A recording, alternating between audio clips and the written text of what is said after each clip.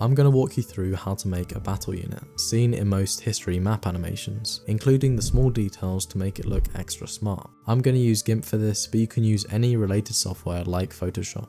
Now let's say we want a square unit.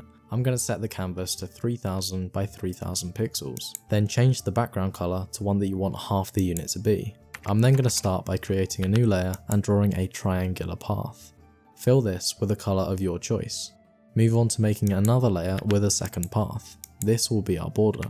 Trace this out and then go to the brush menu to change the brush size. Next, go back to the path menu and press stroke path with a color of your choice. If you aren't happy, you can just bump up the size. I should probably say as well, the reason I'm layering the image out in this way is that it's way easier to edit the parts later without it destructively erasing other sections. With that said, we can move on to the final touches. So you may notice some of the units used by other channels have extra details like this white line or a darker vignette style interior. To achieve this, we're going to reduce the force of the brush, increase the size and click stroke path on the border we just made.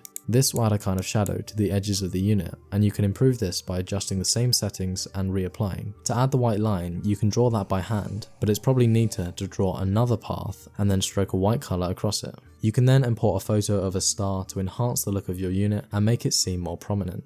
Once you're happy with the unit, just go to File and export it as a PNG. You can use this same method if you want a style similar to another channel like Epic History TV and just use a lighter border, or find a texture to use like Baz Battles.